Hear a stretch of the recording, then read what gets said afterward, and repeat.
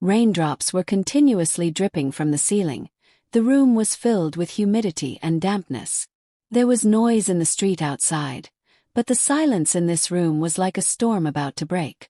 The door opened loudly and he entered. The sound of his footsteps was so fast that the floor trembled. There was anger in his eyes and brutality on his face. He approached her without wasting a moment and started shouting, "I told you, don't talk in front of me."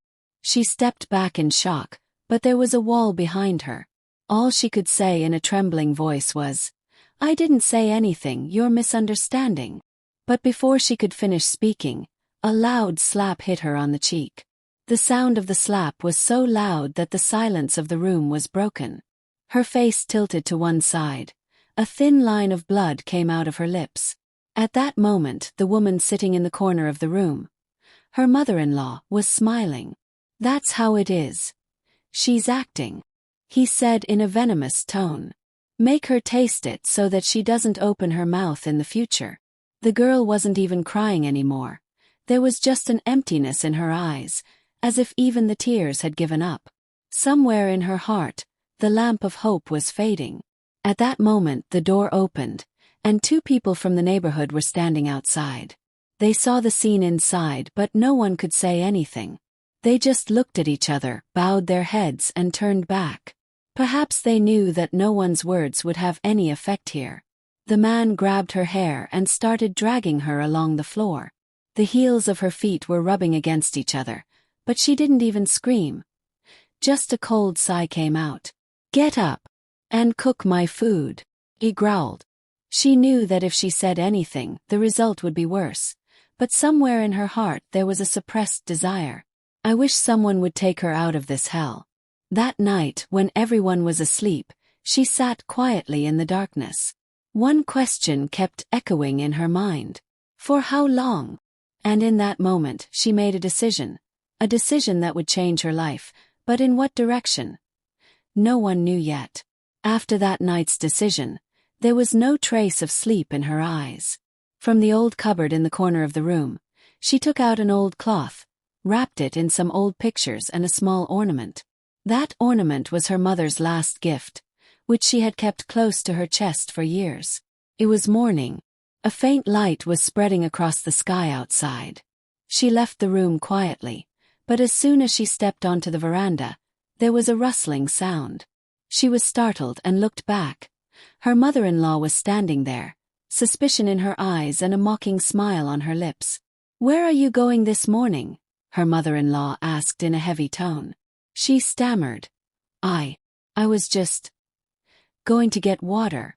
Her mother-in-law saw the bundle of cloth in her hand, and her eyes sharpened in an instant. "What is this in your hand?" Before she could answer, her mother-in-law grabbed her hand tightly and pulled it. The bundle fell to the ground, and the pictures scattered. The mother-in-law looked at everything with a deep look, and then shouted to her son, "Listen. Look at this." She was preparing to run away. In a few moments he came into the room. His eyes were even more angry than before. Without listening to anything, he punched her in the face. She fell to the floor. Blood started flowing from her forehead. The mother-in-law was standing in the corner of the room, rejoicing as if she had won a game. "I told you she's going to run away. Let her taste it today." He grabbed her by the hair and dragged her towards the kitchen and turned on the gas. "She won't regret it with her hands. She'll regret it with her tongue today." There was a brutality in his tone that was far from humanity. At that moment, the same two neighbors passed by again in the street outside, but this time one said to the other in a low voice, "This cruelty will make you do something else one day. You'll see." Inside, the girl was thinking the same thing with her broken breaths.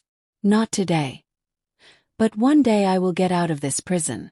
The darkness of the night had wrapped the village in its blanket, but there was a quiet cry of awakening in her room. Her forehead was still swollen, her lips were chapped, and there were bruises under her eyes, but a new fire was burning in her heart. Today she had decided. She would no longer live to suffer.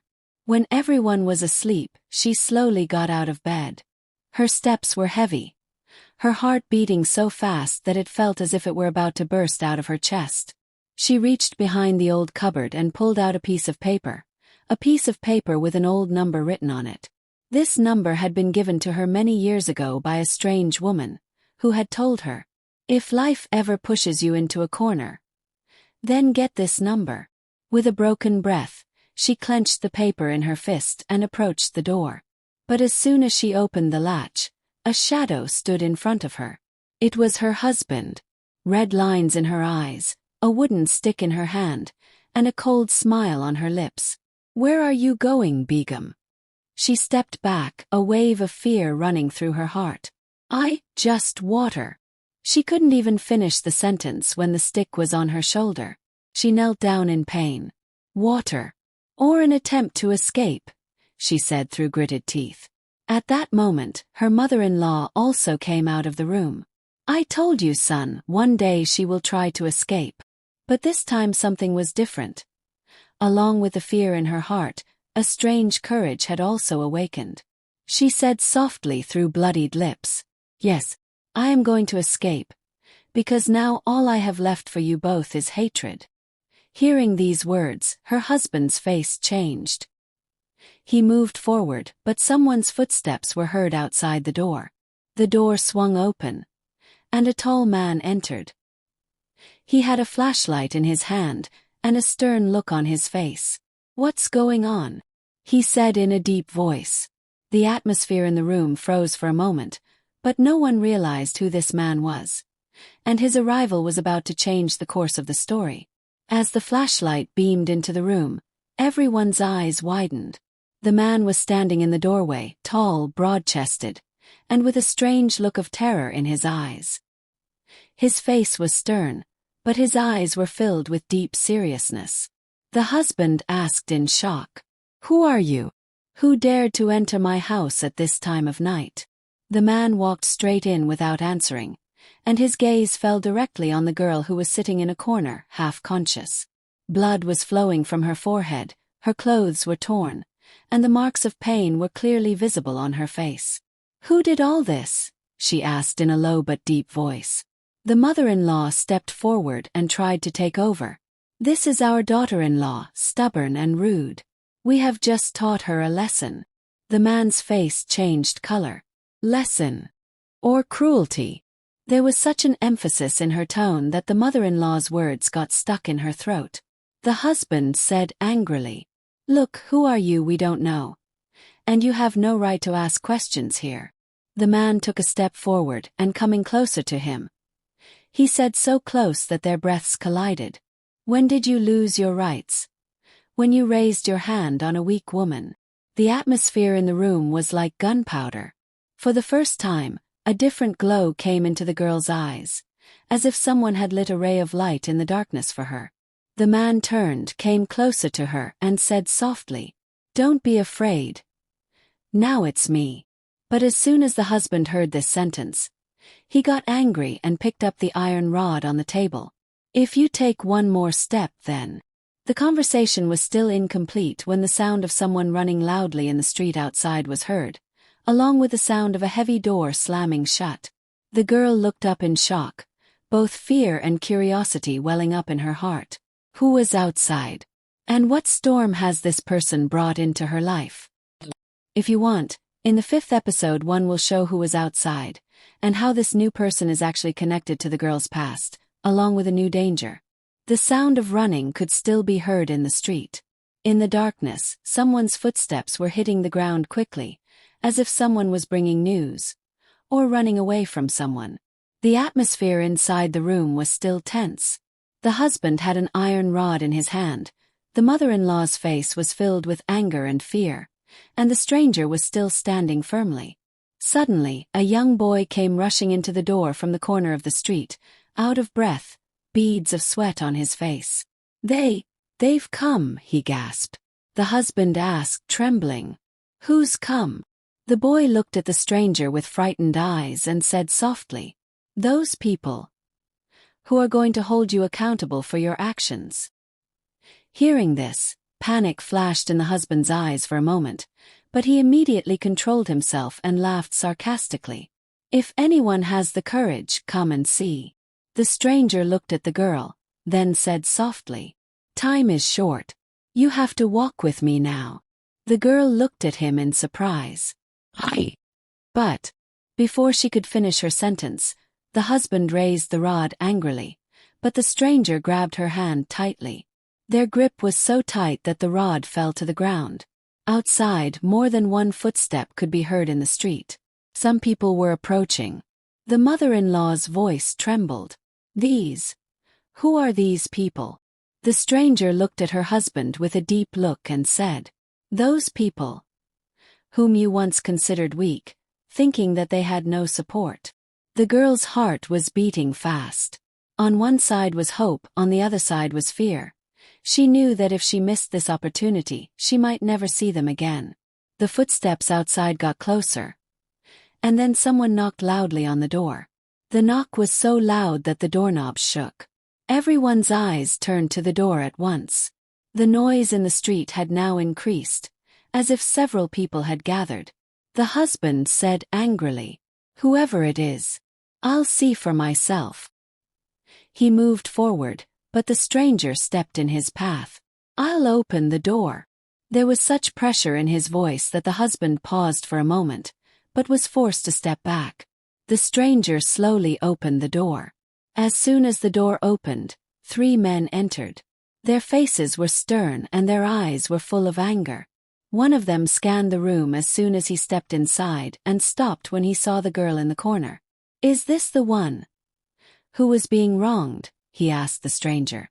The stranger nodded in the affirmative. "Yes. And today it will all end." The husband moved forward. "This is my house. Who are you people to come in the middle?" One of the tall men who came grabbed her by the arm. When a house becomes a den of oppression, then the people who come in between are not human beings but justice. The mother-in-law shouted, "This is all a drama, you people don't know, this woman is a liar." The girl looked up for the first time and looked at everyone.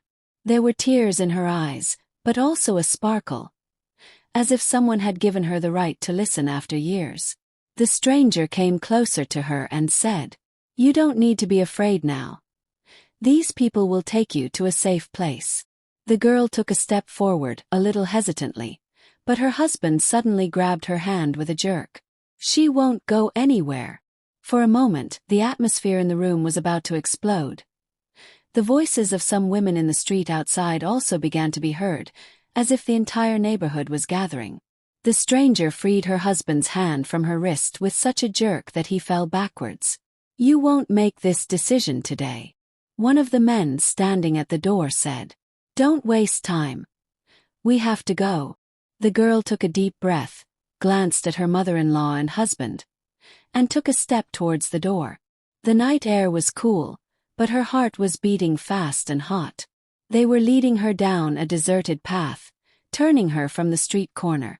A few women stood on the corner of the street watching her go, some with sympathy in their eyes, and some with just curiosity.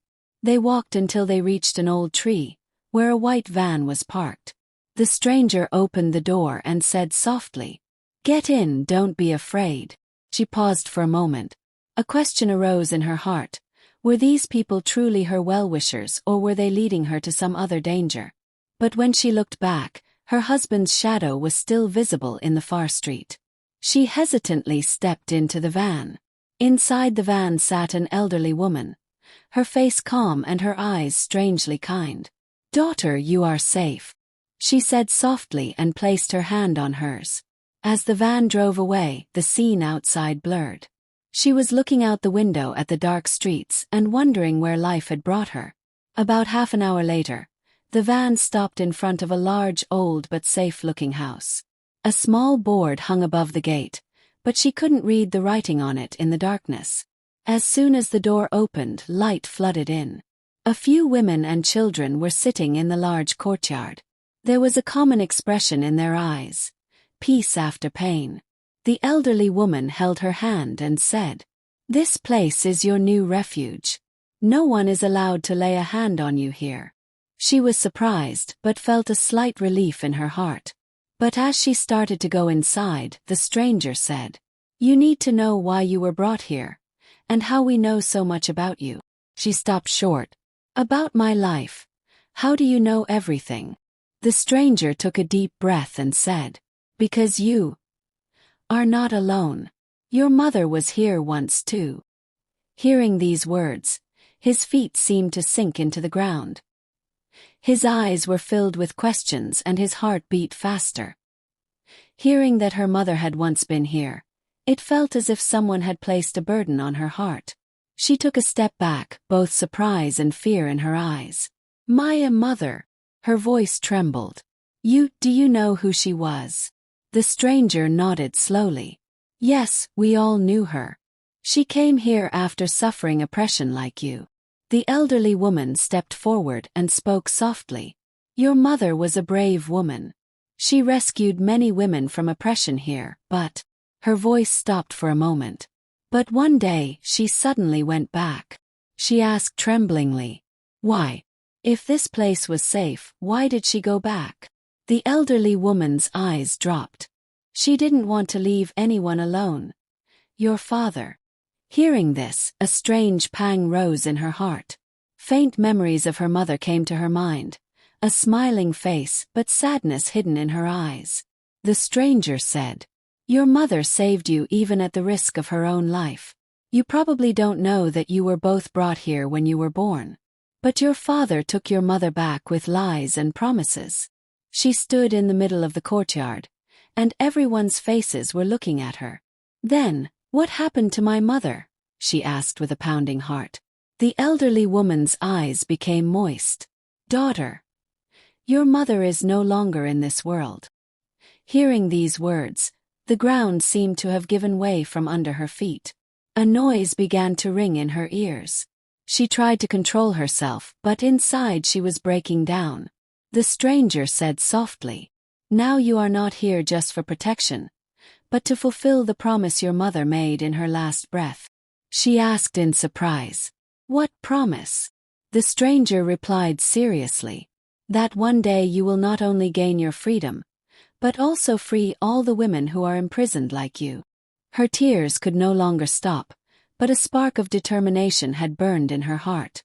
The night was quite late, but the light was on in her room. She was sitting on the bed, her mother's story echoing in her mind over and over again. Every word pierced her heart like an arrow, but at the same time it filled her with a strange power. She looked up at the sky.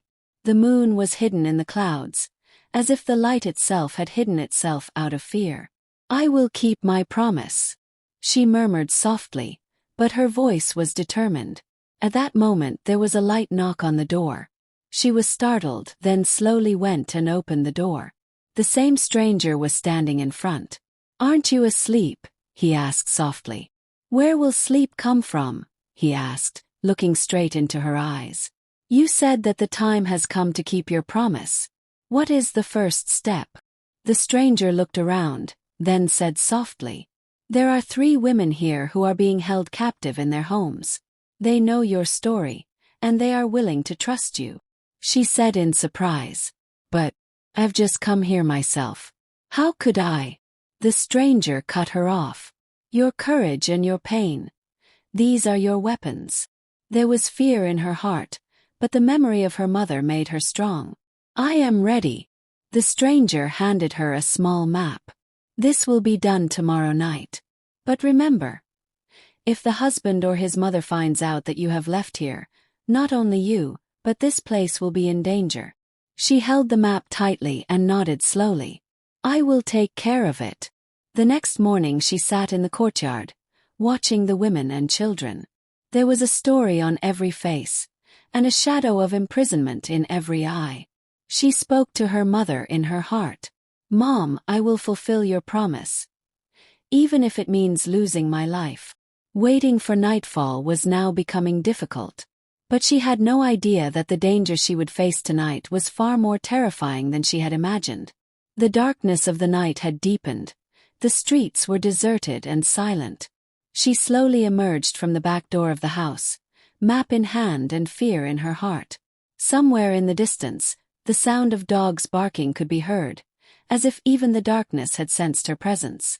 The stranger was already standing at the edge of the street. As soon as she saw him, she nodded and said, "Time is short, we have to walk." The two of them quickly entered a narrow street. The first house marked on the map was approaching. Iron bars on the windows and a thick lock on the door. A faint cry could be heard from inside. She whispered, "This is the first house, isn't it?" The stranger nodded in agreement. "Yes, but hurry. We have to get the three of them out today." She slowly climbed the wall and peered through the window. A young woman was sitting in the corner, fear in her eyes and marks of beating on her body. As soon as she saw someone outside, she crept closer to the window. "Don't be afraid, we've come to get you out of here," she said. The stranger took out a tool to break the lock, but at that moment the sound of someone's footsteps echoed on the other corner of the street. The sound grew louder, and then a heavy figure stepped out of the shadows. She stopped. It was as if she had stopped breathing. A sinister smile appeared on her face. "After so many years. Just like your mother, you have stood in my way." Her heart sank. "Who are you?" The man laughed, but there was venom in the laughter. "I am the one who forced your mother to go back. Today, I will not leave you either." The stranger immediately stepped forward, but the man took out a shining knife from his pocket. "I will not let anyone leave here alive today." At that moment, another shadow began to move in the darkness, and the tension in the air grew so high that it became difficult to breathe. As the shadow moved closer in the darkness, its face became visible in the dim moonlight. It was a thin, middle-aged man with a strange sharpness in his eyes. In his hand was a long stick that he held tightly. He stepped forward and without saying a word stabbed the heavy man in the hand. The knife fell to the ground, but the man quickly grabbed the attacker by the collar and slammed him against the wall. "This is my game," the heavy man roared. "This girl is not leaving here today." She did not back down. A strange fear and anger mixed inside her. "I am leaving and I will take them all with me," she said in a trembling voice, but her tone was firm. The stranger immediately grabbed her hand. "Time is short, get her out." She climbed up the wall and reached the window. The woman inside now had a glimmer of hope in her eyes. He slowly reached out from between the bars. "Hurry up, he'll be back." At that moment, a loud explosion rang out from behind. The heavy man knocked the man holding the wood to the ground and quickly picked up the knife. There was pure horror in his eyes. He lunged at the two of them. "First you, then all of them." His heart beat faster. The only image echoed in his mind. His mother's face, smiling for the last time as if saying, "Stand firm." She suddenly jumped down from the wall and stood between them, using her body as a shield. "You'll have to get past me." The heavy figure paused for a moment, then rushed forward. But then another loud sound came. Someone struck him on the head from behind. He staggered and fell to the ground, and an old woman stepped out of the shadows. She had an iron rod in her hand. "Daughter, hurry up. He won't be unconscious for long." He immediately pulled the imprisoned woman out. The three of them ran into the darkness, holding each other's hands, but a question was nagging at his heart. Who was this old woman, and how did she know everything? The three of them walked through the streets in the dark and stopped at a deserted mud-brick house. The old woman gently opened the door and motioned for them to come in. Inside, a clay lamp was burning, illuminating old clothes and faded photographs hanging on the walls. She sat down panting and looked at the old woman intently. "Who are you? How do you know about me?" The old woman took a deep breath. "Daughter, I am the one who first brought your mother to this shelter." Hearing this, her heart beat faster. "My mother, did you know her?" The old woman's eyes moistened. "Not only did I know, but I also have all her secrets. Your mother was very brave, but one day she made me promise that if her daughter ever came before me, I would tell her what was hidden from the world." She asked in confusion, "What?" The old woman went near the lamp and took out a wooden box. In the box was an old letter and a golden pendant. "Your mother left this for you." She opened the letter with trembling hands. Tears started flowing from her eyes as she read the first sentence.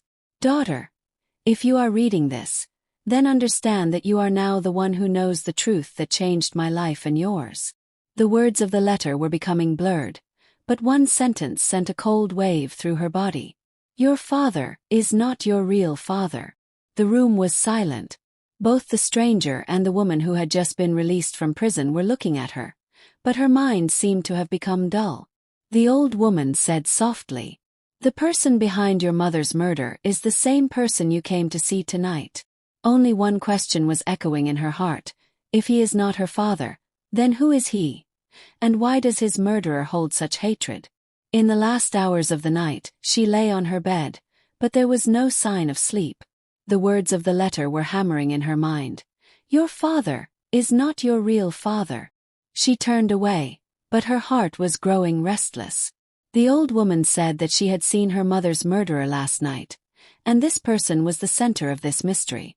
The question was, who was this person, and why did he have such animosity towards her mother? The stranger sat silently, watching her. This will change you, he said slowly. The truth is never easy. I did not come to be afraid of the truth, she said sharply. I want to know why my mother was killed. The old woman came closer, placed her hand on his and said, tomorrow a man will come to the market who can lead you to your mother's killer. But he himself is a danger. He is missing one eye, and there is a long wound on his cheek. To recognize him. The next afternoon she stood in the crowd. The market was bustling as usual, but her heart was pounding. Suddenly she saw a tall man in the crowd, a deep cut on his face and a black bandage over his left eye. She slowly approached the vegetable vendor's stall. He took hesitant steps. Who are you? She asked in a low voice. The man looked at her in shock, then gave a faint smile, but the smile was cold. You look exactly like your mother. Hearing this sent a shiver down her spine. Did you know my mother? He came closer and whispered. I knew it. I knew it very well. And if you want to know the truth, come with me tonight. Alarm bells started ringing in her heart, but at the same time a strange curiosity woke up. Perhaps today she was going to get close to her mother's killer for the first time. But would she be able to return alive? In the silence of the night, she followed the man with hesitant steps. The streets were deserted, except for the occasional barking of a dog. The stranger walked with long strides, as if he knew exactly where he was going. Finally, he stopped in front of an old factory. The rusty door testified that no one had been here for years. He unlocked the lock and slowly stepped inside. It was dark inside, except for the dim light of a flickering bulb in one corner. Why this place? She asked. The man smiled, but the smile was enough to make her hair stand on end. This is the place where your mother was last seen alive. Her heart stopped beating. You were here, that day. The man opened an old wooden box and took out a blood-stained scarf from it. This is your mother's. Her hands began to tremble. Why did you keep this? The man came closer and said, because it's not just a souvenir, but a proof. And this proof shows that I wasn't the killer. She was shocked. Then who was the killer? He said. The killer is the one you trust blindly, and in whose house you spent the most time. Her mind went blank.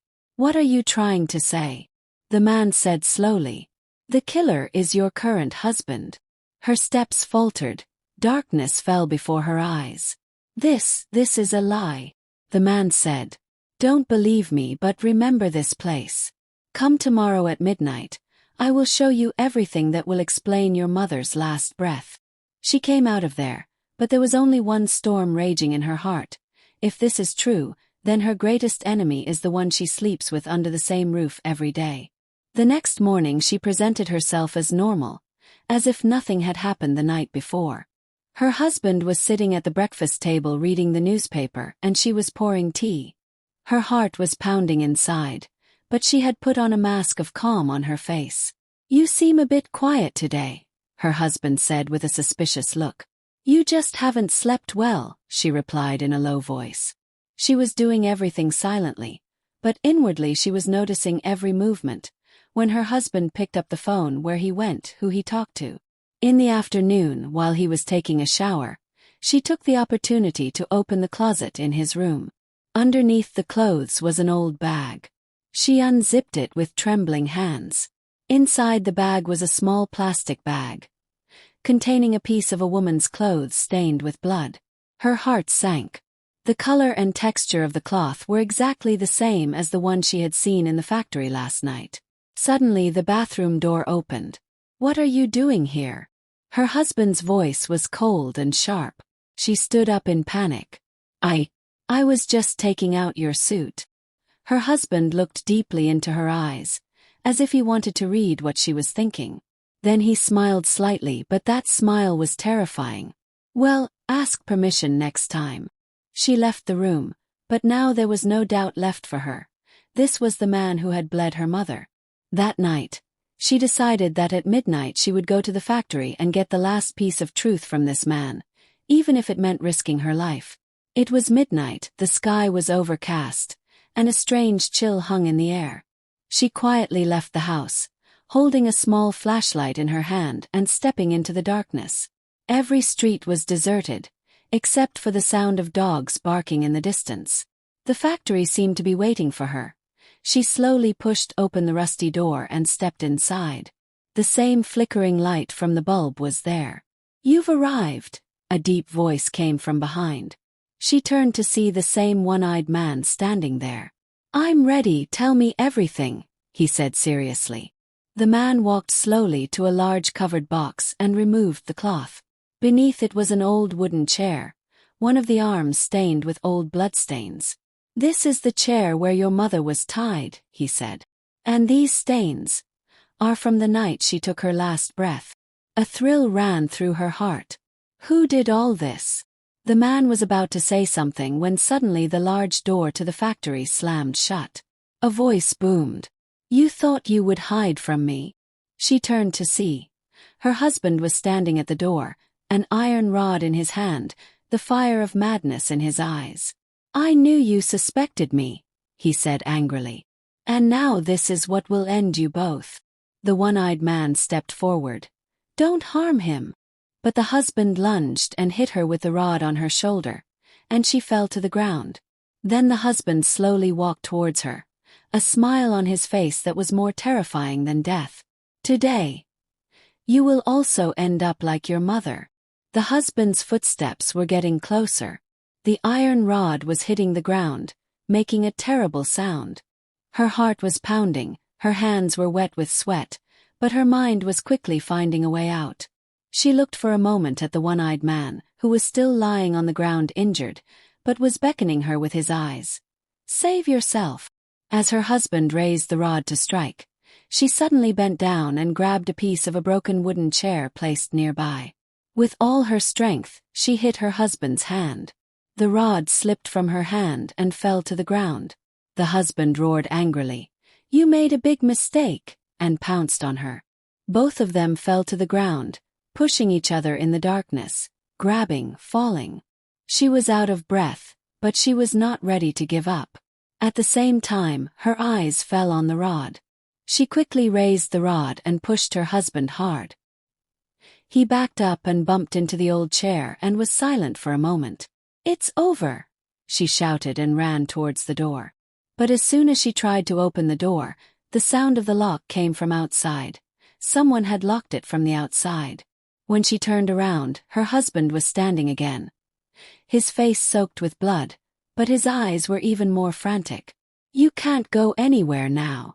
At that moment, the one-eyed man barely stood up and shouted, "Run!" through the back door. She broke away from the fight between the two and ran towards the back of the factory. The sound of her husband's footsteps was coming quickly from behind. The lock on the back door was weak. She pushed with all her strength and went out into the cold night air. But she knew, this was not the end of the escape from danger, but the beginning of the real pursuit. She was running through the dark streets, panting and trembling. The sound of footsteps could still be heard behind her, but she couldn't decide whether they were her husband's footsteps or her own heartbeat. Light raindrops began to fall, and an old dhaba appeared at the corner of the street. The light was dim, but an elder was sitting inside, drinking tea. She went inside panting. "Please, let me hide, someone is following me." The elder looked at her with surprised eyes, but immediately gestured. "Come this way, sit in the room." She went into the small room, but as soon as the door closed, the elder said softly, "I recognize you." She was startled. "Who are you?" The elder took out an old photo from his pocket. In this photo, she was standing with her mother as a child, and this elder was also present in the corner of the photo. How are you here?" She spoke in a trembling voice. The elder's eyes moistened. "I am an old friend of your mother. I know what happened that night. And I also know that your husband was not alone in killing her." Her mind was numb. "What do you mean?" The elder said slowly. "Your mother-in-law was also a participant in this game." Hearing this, the ground gave way under her feet. "No. That is not possible," the elder said sternly. "If you want to know the truth, you must come with me in the morning. But remember one thing. You must leave here tonight because your husband is going to arrive here looking for you." The sound of footsteps outside the door began to grow louder. The elder pulled her out through the back door. In the darkness of the night, she started running once again. But now, along with fear, a new fire was burning in her heart. The morning sun had not yet fully risen when she and the elder walked along the deserted path. There was a cool and strange silence in the air, as if everything was holding its breath and waiting for some impending revelation. The elder walked ahead, holding a small bag in his hand. "Where we are going, the traces of your mother's last moments still remain," he said slowly. After a while, the two of them stopped in front of an old, deserted mansion. The walls were crumbling, the windows had fogged glass, and a rusty lock hung on the door. The elder took the key from his pocket and unlocked it. The door creaked open, and a stale, damp smell filled the air inside. She walked inside the mansion, her heart beating faster with each step. In the corner of one room, the elder removed the carpet. There was a wooden lid underneath. "Here, your mother is not buried," the elder said, "but here is hidden something that will expose her killers." They opened the lid. Inside was a wooden box, containing old letters, photographs, and a video cassette. She picked up a photograph, and as soon as she saw it, her breath caught. In the picture stood her husband, her mother-in-law, and her biological father, and behind her mother was chained. Her hands began to shake. How is this possible?" The elder said softly. "The story you were told about your father's death was a lie. He is alive, and he sold your mother." A noise began to ring in her ears. Darkness fell before her eyes. "I want to meet him," she said with anger and tears. The elder took a deep breath. "If you have to meet him, be prepared, because he will not be happy to see you." At that moment, there was a loud explosion at the mansion door.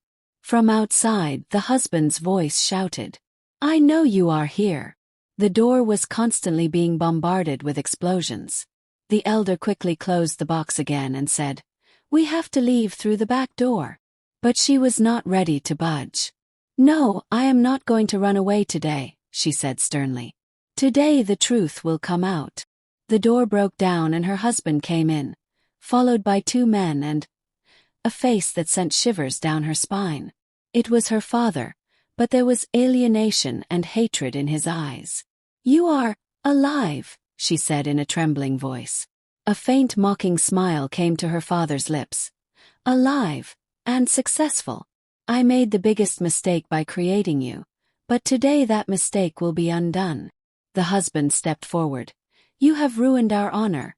Now your end will be worse than your mother's." She stepped back, but the elder stepped forward. "I must kill you before you touch him." The father made a gesture, and his men fell on the elder.